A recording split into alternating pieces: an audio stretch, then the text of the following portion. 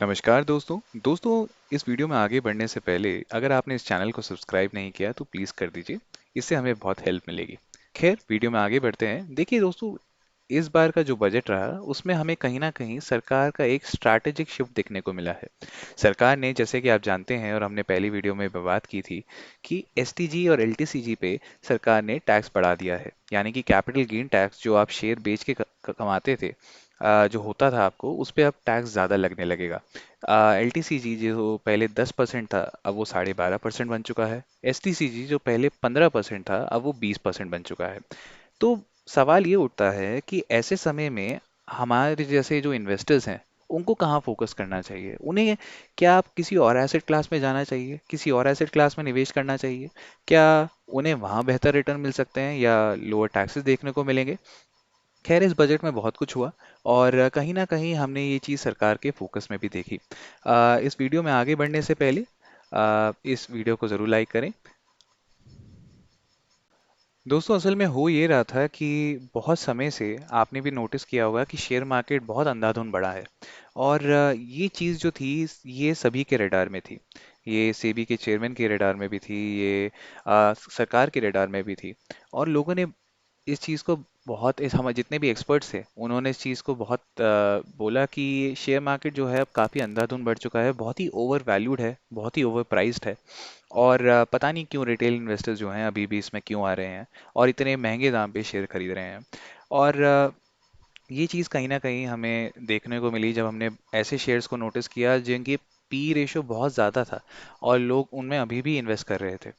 और ये इसी चीज़ के लिए सरकार ने कोशिश करी। सरकार ने क्या किया इस बार कि उन्होंने एलटीसीजी और एसटीसीजी को बढ़ाया। इसे बढ़ाने से क्या हुआ कि सरकार ने एक तरीके का जितने भी इन्वेस्टर्स हैं उनके लिए एक लैंडस्केप बढ़ाया है। वो चाहते हैं कि लोग जो हैं अपना फोकस इक्विटीज़ पे कम करें और दूसरी जगह पे इन्वेस्ट करना ज़्यादा शुरू करें। अगर मैं आपको बताऊं तो इस बार की बजट में दो बहुत ही इम्पोर्टेंट डिसीजन लिए गए हैं। सबसे पहली चीज़ थी बॉन्ड और डिबेंचर्स को लेके। सरकार ने जो long term capital gain tax लगता था बॉन्ड और डिबेंचर्स पे, अब उसको रिड्यूस कर दिया है। जो एलटीसीजी होता था वो पहले 20% होता था बिना इंडेक्सेशन के, अब वो 12.5% हो चुका है। वहीं जो होल्डिंग पीरियड होता था या एलटीसीजी को क्वालिफाई करने के लिए, वो पहले 36 महीने हुआ करता था, अब वो रिड्यूस हो चुका है और वो हो चुका है अब 24 महीने। ये सेम चीज़ प्रॉपर्टी और गोल्ड में भी हुई है। प्रॉपर्टी में भी और गोल्ड में भी अगर आप एलटीसीजी आपको देना पड़ रहा था पहले, वो था 20% विद इंडेक्सेशन, और अब वो रिड्यूस हो चुका है 12.5% पे। सेम चीज़ होल्डिंग पीरियड में भी हुई है, इसमें भी 36 महीने से चेंज होके इसको कर दिया गया है 24 महीने। और इक्विटी और म्यूचुअल फंड पे अभी भी सेम ही दरें हैं। होल्डिंग पीरियड सेम है, खाली जो टैक्स है वो बढ़ चुका है। और एलटीसीजी पे एक एग्जेम्पशन लिमिट जो थी वो बढ़ चुकी है, वो 1.25 लाख हो चुकी है।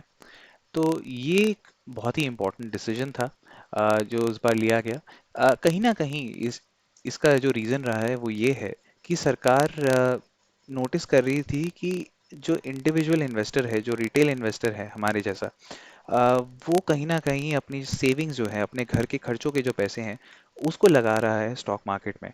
और उसमें भी सबसे ज़्यादा जो चीज़ देखने को मिली वो ये थी कि लोगों ने अपने घर की हाउस होल्ड इनकम जो है, सेविंग्स हैं, अपने पीएफ का पैसा है, उसको इन्वेस्ट किया है स्टॉक मार्केट में, और उन्होंने लॉस भी किया है। और ऐसे ही जो इंडिविजुअल इन्वेस्टर हैं उनको बचाने की जो इस बार मंशा थी सरकार की, वो देखने को मिली। उसके अलावा एक बहुत ही इंपॉर्टेंट डिसीजन देखा गया, वो ये था कि जो सिक्योरिटीज ट्रांजैक्शन टैक्स है, एसटीटी, वो जितने भी डेरिवेटिव्स हैं हमारे, ऑप्शन हो गया या फ्यूचर हो गया, उसके लिए बढ़ चुके हैं। उसका रीज़न ये रहा कि लोगों ने कहीं ना कहीं इस ऑप्शन को एक गैम्बलिंग बना दिया है। ऑप्शन असल में कोई गैम्बल नहीं था, ऑप्शन हमेशा से इसे एक हेज करने के स्वरूप में यूज़ किया जाता था। लेकिन अब लोग क्या कर चुके हैं, लोगों ने इसे गैम्बल बना दिया है। लोग अब जल्दी जल्दी पैसा कमाना चाहते हैं, कम से कम समय में पैसा बनाना चाहते हैं। और यही चीज़ थी जिसकी वजह से सरकार ने ये डिसीजन लिया। आप देखें, अगर आप ऑप्शन में बाइंग या सेलिंग करते हो, आप जानते होंगे कि एक हमेशा एक डिस्क्लेमर आता है। और सच्ची बात यह है, जो ये और ये सेबी का डेटा कहता है कि हर 10 में से 9 जो इन्वेस्टर्स हैं वो पैसा खोते हैं। तो इतने लोग जब पैसा खो रहे हैं अपने जो सेविंग्स हैं उसको लगा रहे हैं, उसको उसका पे लॉस उठा रहे हैं। तो ये एक तरीके का जुआ बन चुका था। और इसीलिए सरकार ने कहीं ना कहीं कोशिश करी कि लोग जो हैं अब वो दूसरे फाइनेंशियल एसेट्स पे जाएं, वो फोकस करें लिस्टेड बॉन्ड पे, डिबेंचर्स पे, प्रॉपर्टी पे, गोल्ड पे। और ये जो चीज़ थी ये हमें इस बार देखने को मिली। ओवरऑल जो एक सेंटिमेंट हम समझने की कोशिश करें सरकार का, वो ये था कि इंडिया की जो गवर्नमेंट है वो चाहती है कि हमारा जो एक डिपेंडेंसी है हमारे इक्विटी मार्केट पे, वो कम हो। और दूसरा ये है कि जो और फाइनेंशियल एसेट्स हैं, जो और फाइनेंशियल हमारे इन्वेस्टमेंट अपॉर्चुनिटीज़ हैं, उनको कहीं ना कहीं एक लाइमलाइट में लाया जाए। उस इसलिए लोगों का जो इन्वेस्टिंग लैंडस्केप है उसको हम बढ़ाएं और एक लॉन्ग टर्म अप्रोच रखें toward the overall investment opportunities. ये ना हो कि लोग एक इन्वेस्टमेंट को एक जुए की तरह समझ रहे हैं। लोग आते हैं, थोड़ा सा पैसा लगाते हैं और सोचते हैं कि हम अमीर बन जाएंगे। तो वो चीज़ ना हो, ये ही सरकार का इस बार का फोकस था।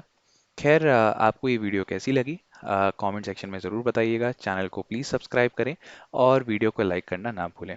आपसे मुलाकात होगी अगली वीडियो में। Thank you so much.